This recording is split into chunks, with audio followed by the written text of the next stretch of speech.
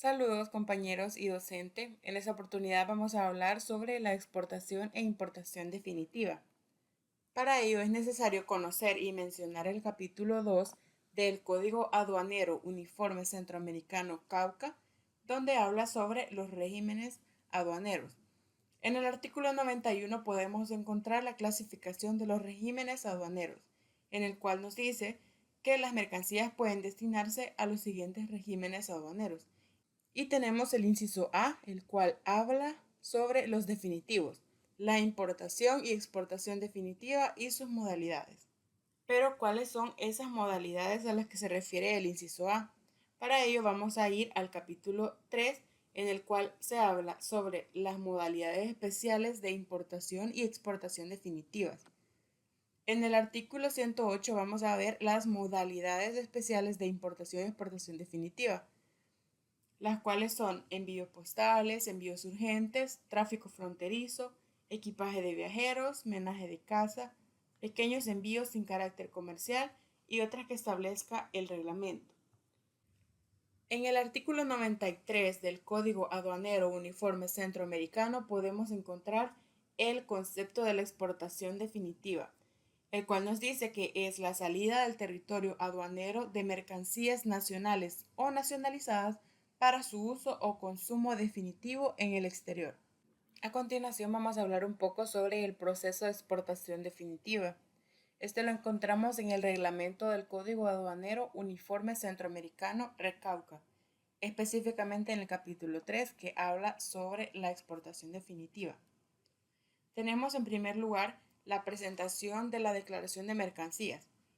Para esta presentación se debe realizar también previamente una preparación de la declaración, es decir, completar la declaración de mercancía con toda la información requerida. La información para la presentación de la declaración de mercancías la podemos encontrar en el artículo 370, donde se habla sobre el contenido de la declaración, el consignatario, el peso neto, el valor FOB, etc. En el artículo 371 podemos encontrar los documentos que sustentan la declaración, como la factura comercial, los documentos de transporte, etc. Posteriormente, el exportador debe presentar o transmitir electrónicamente la declaración de mercancías antes de la exportación. Para este aplica el 372, en el cual se establece que la declaración debe presentarse previo a la exportación y será sometida a un análisis de riesgo. Pasamos al siguiente paso, que es la verificación o autorización del levante. Una vez presentada y aceptada la declaración, se decide si se requiere verificación física o se autoriza el levante sin verificación. Para este aplica el artículo 374, que es la aceptación y verificación de la declaración y posible revisión basada en el análisis de riesgo. Y el artículo 375, que habla sobre la autorización de levante de mercancías cuando no haya verificación o las discrepancias hayan sido subsanadas. El siguiente paso entonces sería si aplica el reconocimiento físico de las mercancías. Este se realiza cuando el sistema de riesgo lo indica y se lleva a cabo el reconocimiento. Para este aplica el artículo 377, que es el procedimiento para ese reconocimiento de mercancías en aduanas, y el artículo 378, que habla sobre el tratamiento de discrepancias encontradas en ese reconocimiento físico. Luego se pasa a la carga y supervisión de las mercancías. En caso de que no se requiera un reconocimiento físico, el exportador debe supervisar la operación de la carga de mercancías. Para esto, el artículo 380 habla sobre el despacho sin reconocimiento físico, con supervisión de carga y comunicación a la aduana.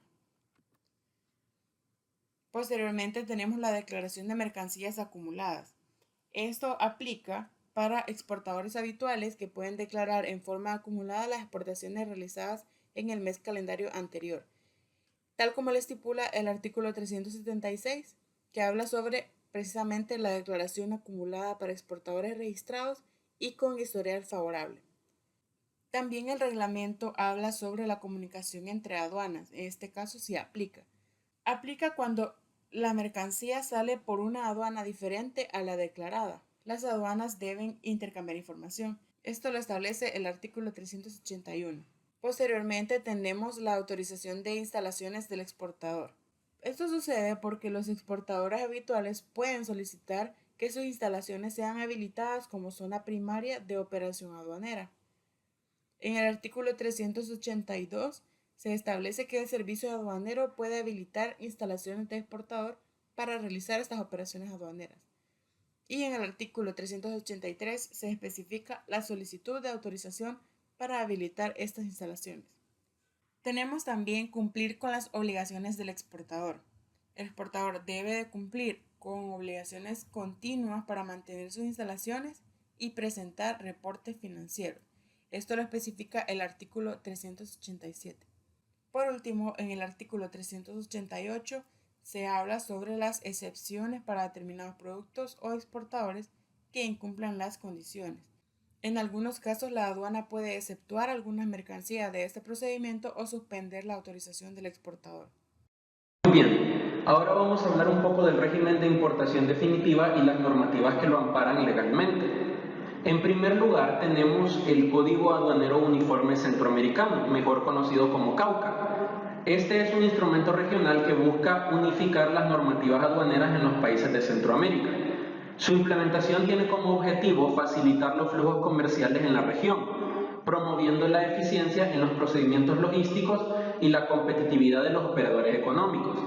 El CAUCA establece los principios generales para la importación y exportación de mercancías, asegurando que en toda la región de Centroamérica los procesos sean uniformes y transparentes. Esta normativa es fundamental para facilitar el comercio y que se consolide el mercado común centroamericano, garantizando la libre circulación de mercancías con procedimientos claros y simplificados.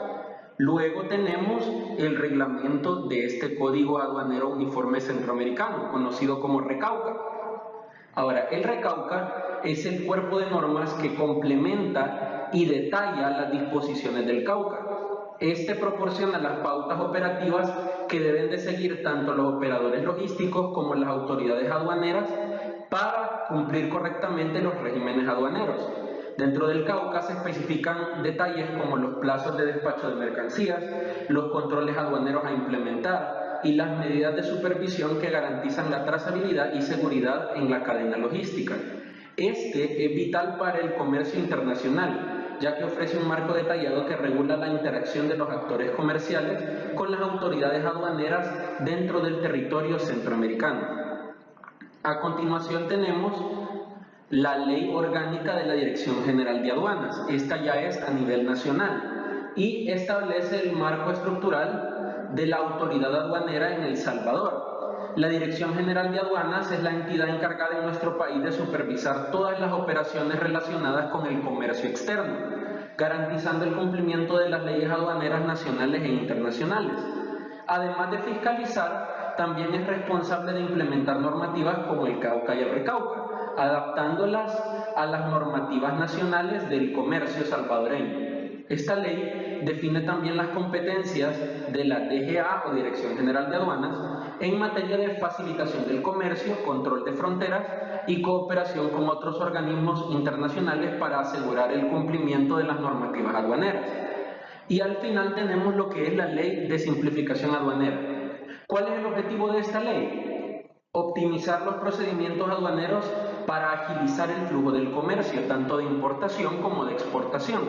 Esta ley busca reducir las barreras administrativas, facilitando la entrada de mercancías y mejorando la competitividad de las empresas que operan en el comercio internacional. Entre las principales disposiciones de esta ley se tiene la implementación de mecanismos automatizados para acelerar el despacho aduanero, la promoción de la transparencia en las operaciones logísticas y diferentes disposiciones que benefician a importadores como a exportadores al reducir costos y tiempos en el tránsito de mercancías. Muy bien, ahora con el fin de entender el régimen de importación definitiva, primeramente tenemos que saber qué es un régimen aduanero. Según el artículo 89 del CAUCA, un régimen aduanero es el destino o uso que se le da a las mercancías cuando llegan a aduana. En otras palabras, cuando los productos entran al país, se decide si van a ser usados de manera temporal o permanente, y de esa decisión depende lo que se declara en la autoridad aduanera. Ahora, ¿cómo se clasifican los regímenes aduaneros? el artículo 91 clasifica los diferentes tipos de regímenes aduaneros en 3 categorías principales, las cuales son regímenes definitivos, temporales o suspensivos y liberatorios. Ahora, el que estamos estudiando, el régimen de importación definitiva, pertenece a los definitivos. ¿Qué es importación definitiva en este caso? Ya entendiendo según el artículo 91 que está dentro de los regímenes definitivos. Es cuando mercancías del extranjero entran al país para ser usadas o consumidas de forma permanente. ¿Qué significa esto? Que ya no van a salir del país y no se van a usar solo de forma temporal, sino que se quedan dentro del país para ser parte del mercado o para consumo local. ¿Cuándo nace la obligación tributaria en la importación definitiva?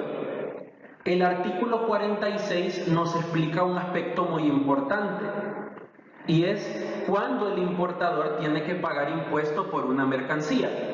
Este artículo nos dice que esa obligación de pagar impuestos empieza en el momento en que la declaración de mercancías es aceptada por aduana. Esto quiere decir que una vez que los documentos son revisados y aceptados, las autoridades esperan que se paguen los impuestos y aranceles correspondientes por traer esos productos al país.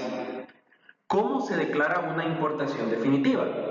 El artículo 362 del Recauca dice que cuando se hace una importación definitiva es necesario presentar una declaración con toda la información sobre las mercancías. Esta declaración debe incluir detalles como el puerto donde llegaron las mercancías, el costo del transporte y seguro, el valor de los productos en la factura y cuánto se debe de pagar en impuestos. Esta información es esencial para que aduana calcule los tributos que se deben de pagar. ¿Qué pasa después de presentar la declaración? El artículo 363 del Recauca establece que una vez que se presenta la declaración, aduana debe de aceptarla. Una vez aduana acepta la declaración y se pagan los impuestos, el sistema de aduana revisa el riesgo de las mercancías. Dependiendo del análisis, aduana puede decidir si se necesita inspeccionar las mercancías físicamente o si puede autorizarlas de un solo para que sean retiradas inmediatamente. ¿Qué ocurre si hay una venta sucesiva de las mercancías antes de la importación definitiva? Es decir, si ya antes hubo una venta de un mismo producto que ahora se quiere importar de forma definitiva. Pues el artículo 192 nos lo explica. En algunos casos las mercancías pueden ser vendidas varias veces antes de que lleguen a su destino final en el país. ¿Qué se hace en estos casos? Dice el artículo 192 que se toma en cuenta el precio de la última venta antes de que se presente la declaración de importación definitiva. Este precio es el que se usa para calcular los impuestos que deben pagarse. Es decir, en este caso se evalúan las mercancías mediante el valor de transacción de mercancías idénticas, que ya lo hemos estudiado anteriormente. Establece que tiene que ser el mismo país donde se realice la importación dentro de 90 días y, si es posible, de la misma marca y del mismo modelo. Ahora, vamos al siguiente aspecto. ¿Cuáles son las condiciones que se deben cumplir para proceder con la importación definitiva? El artículo 361 del Recauca deja claro que para que las mercancías puedan ser oficialmente importadas de manera definitiva, el importador debe de cumplir con varias condiciones. Esto incluye el pago de impuestos y derechos de aduana y cumplir con cualquier otro requisito legal, ya sean licencias o permisos especiales para mercancías específicas. Solo de esta manera se puede proceder con la importación definitiva. Y en caso de que hayan mercancías abandonadas en aduana, ¿qué se hace? El artículo 121 del Cauca nos explica cómo rescatar una mercancía tácitamente abandonada. Este artículo establece que si la mercancía es abandonada en aduana, el dueño aún tiene la posibilidad de rescatarlas. pero primero se tiene que pagar cualquier deuda o impuesto pendiente. Si ya se había hecho una declaración de importación definitiva, esta declaración sigue siendo válida y se aplican las mismas condiciones para el pago de impuestos. Ahora vamos a ver cómo se maneja la parte de regímenes temporales y cómo estos tienen relación con la importación definitiva. En primer lugar, ¿cómo se relacionan los regímenes temporales con la importación definitiva? Veamos el primer caso. Sustitución de mercancías.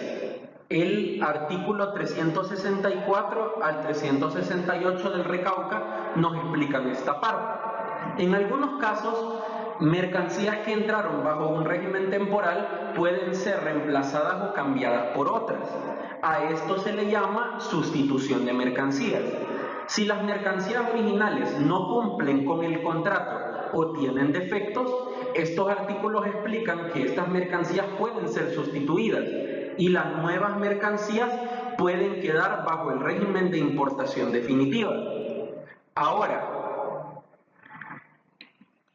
¿qué sucede con un régimen temporal que puede convertirse en importación definitiva? En este caso, existe un posible cambio con el régimen de admisión temporal para perfeccionamiento activo. Y este lo encontramos de los artículos 466 al 481, que nos explican lo siguiente. Algunas veces las mercancías entran al país de manera temporal para ser transformadas o reparadas. Sin embargo, estas mercancías, si no son reexportadas o no cumplen con su plazo de permanencia, automáticamente se convierten en importaciones definitivas. Esto se detalla en estos artículos que regulan lo que puede pasar, en este caso bien específico, con las mercancías que están bajo el régimen de perfeccionamiento activo. Ahora, ¿qué ocurre si estas mercancías reimportadas exceden el plazo? Veamos los artículos 519 y 527 del Recauca, que dicen: si una mercancía fue exportada temporalmente, pero se queda fuera del país más tiempo del permitido, el artículo 519 explica que esas mercancías, cuando regresen, se tienen que tratar como una importación definitiva. Esto significa que se deben de pagar los impuestos como si las mercancías estuvieran entrando al país por primera vez. Ahora, ¿cómo se gestionan las mercancías importadas en caso de ser un envío urgente? El artículo 561 del Recauca dice que las mercancías pueden ser importadas rápidamente bajo un procedimiento especial de envíos urgentes. Se agiliza el procedimiento, pero aunque el procedimiento sea más rápido, estas mercancías siempre deben cumplir con los requisitos de importación definitiva, como pagar impuestos y presentar los documentos necesarios establecidos en ese régimen. A continuación vamos a ver una guía para poder realizar una importación definitiva en El Salvador, pero primero es necesario tomar en cuenta ciertos aspectos que se deben considerar. En primer lugar, existen tres modalidades principales para realizar el trámite de importación definitiva. El primero es el teledespacho. Este consiste en que el importador envía la declaración de mercancías electrónicamente a través del sistema aduanero. Esto facilita que se haga el trámite antes de que las mercancías lleguen al país, acelerando el proceso. Luego tenemos el segundo, que es la declaración de oficio. En este caso, el importador solicita a aduana que se registre la declaración, pero lo hace por escrito, no de forma electrónica. Y por último tenemos el FAUCA, que es el Formulario Aduanero Único Centroamericano. Este formulario se utiliza cuando las mercancías están amparadas por un acuerdo comercial regional, como los acuerdos entre los países de Centroamérica. ¿Qué documentos se necesita para realizar una importación definitiva? Hay 5 documentos que se deben presentar. El primero es la factura comercial. Este es el documento que muestra la compra de los productos. Debe estar en español o inglés, o traducido al español si está en otro idioma. La factura debe describir claramente los productos. y también algunos otros elementos que se añaden al valor de la factura que están especificados en el artículo 7 del GATT y sus derivados. Luego tenemos el documento de transporte. Este documento va a depender del tipo de transporte que se use. En caso de ser transporte terrestre es la carta de porte. En caso de ser transporte marítimo es el conocimiento de embarque y si es transporte aéreo es la guía aérea. Este documento es clave porque muestra cómo se transportaron las mercancías. En tercer lugar tenemos el manifiesto de carga. Este es un resumen de las mercancías que se transportan y sirve para que aduana sepa exactamente qué está entrando al país. El cuarto es el certificado de origen. Este se debe de presentar con el fin de aprovechar descuentos en los impuestos de importación, lo que se llama preferencias arancelarias. Si estos que se quieren aprovechar, se debe de presentar el certificado de origen, ya que este prueba de qué país vienen los productos. Y por último tenemos los permisos o licencias. Dependiendo del tipo de mercancía que uno importe, se necesitan permisos adicionales. Por ejemplo, si el producto es alimenticio, se necesita un permiso del Ministerio de Salud y uno del Ministerio de Agroindustria. Si es para medicamentos, se necesita un permiso o una autorización de la Dirección General de Medicamentos. Y en caso de ser un producto de origen animal o vegetal, pues se necesita el permiso del Ministerio de Agricultura. ¿Cómo puedo pagar los impuestos y derechos de importación? Tengo tres formas de pagarlos. Uno es el pago electrónico. Este pago se da directamente a través de plataformas electrónicas autorizadas por aduana. Luego tengo el pago en ventanilla. Este pago se puede realizar mediante un banco autorizado por la Dirección General de Aduanas para poder hacer pues el pago en persona. Y al final tenemos el pago en colecturías. En las aduanas hay oficinas especiales donde también se pueden realizar los pagos por estos impuestos y derechos de importación. Ahora, ¿cuál es el procedimiento general para una importación definitiva? El procedimiento para realizar una importación de este tipo tiene varios pasos clave. El primer paso es el envío de información. Recordemos que este se puede realizar mediante tres metodologías. El primero es el teledespacho.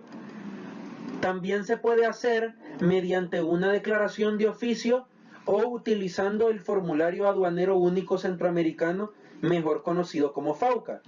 Ahora, se envía la declaración de mercancías al sistema aduanero mediante cualquiera de estos tres métodos y se presentan los documentos. Si aduana revisa la declaración de mercancías y todo está correcto, se procede con el pago. Ahora, si hay algún error en la declaración de mercancías, pues se va al paso 2, que es la devolución de información, en el que aduana emite una hoja de devolución para corregir los errores. Una vez se corrigen los errores y se envía de regreso la declaración de mercancías y es aceptada por aduana, entonces se pagan los impuestos y se firma electrónicamente para que el trámite avance más rápido. Una vez esto es realizado, aduana procede con la mercancía usando un sistema de selectividad, a lo que llamamos selectividad aduanera. En este proceso, aduana marca la mercancía dentro de una de tres categorías. Si queda dentro de la selectividad verde, entonces la mercancía es liberada sin inspección adicional. Si cae dentro de la selectividad amarilla, solo se revisan los documentos, no las mercancías. Y si cae dentro de la selectividad roja, aduana realiza una inspección física de las mercancías para asegurarse que todo quede en orden. Ahora, hay algunas consideraciones adicionales a tomar en cuenta. Por ejemplo, si se da una importación por frontera. Si la mercancía entra por una frontera terrestre, como un camión por ejemplo, esta mercancía debe ser enviada a una aduana interna, por ejemplo, San Bartolo, para poder completar el proceso de importación. ¿Y qué tal si se trata de zonas francas o parques de servicio? Si las mercancías que se importan van para una zona franca, deben pasar por un régimen de tránsito aduanero antes de ser liberadas. Y ahora sí, tomando esto en cuenta, ¿cuál es el tiempo que toma el proceso de importación? Esto depende de la selectividad de la mercancía. Si la mercancía obtiene selectividad verde, entonces se libera automáticamente y el proceso es inmediato. Si la selectividad es amarilla, solo se revisan los documentos y esto toma unos minutos, en promedio 30 minutos. Pero si la selectividad es roja, entonces se hace una inspección física y esto sí puede tardar hasta un día o un poco más de tiempo. Y por último, ¿quiénes pueden gestionar el proceso de importación definitiva? Aquí podemos categorizar tres tipos de representantes: el representante legal del importador, el apoderado especial aduanero y el agente aduanero.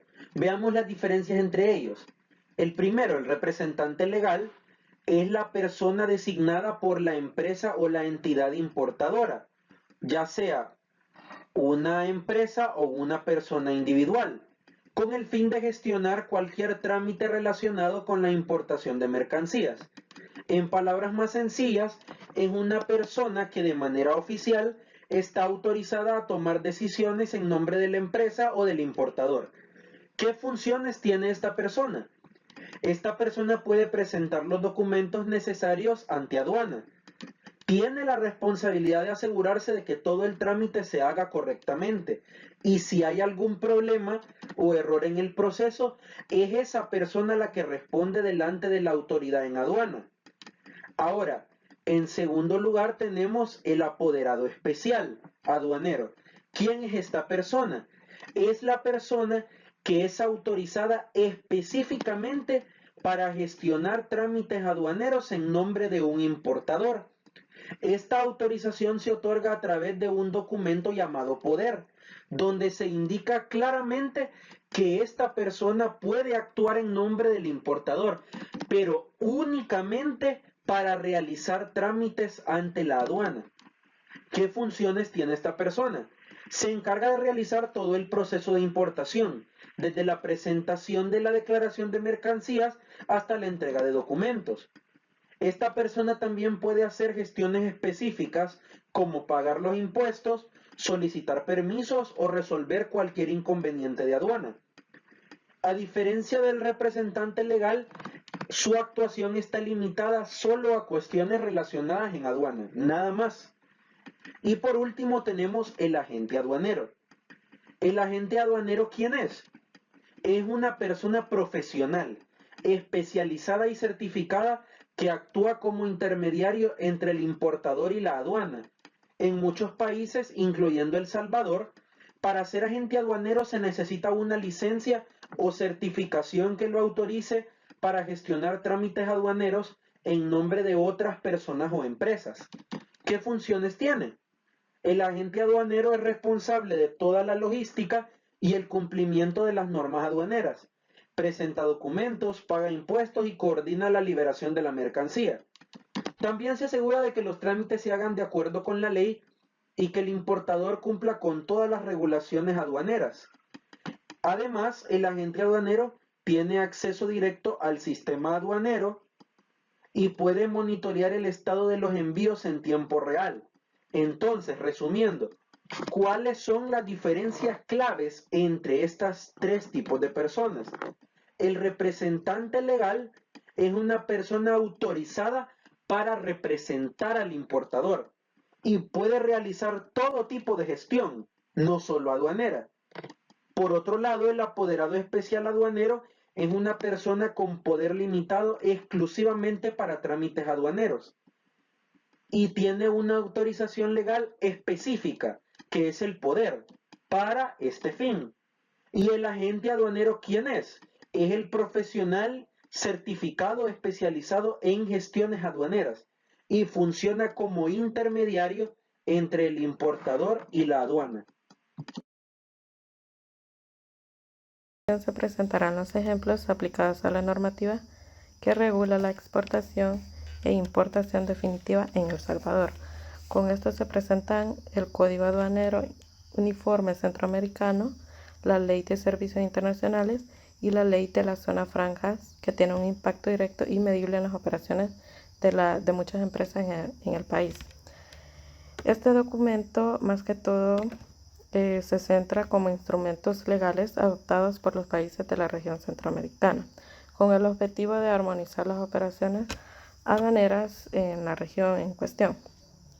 Estos códigos establecen las disposiciones básicas que se pueden regular en base a la importancia y la exportación e importación de las mercancías, lo cual incluye ambos factores.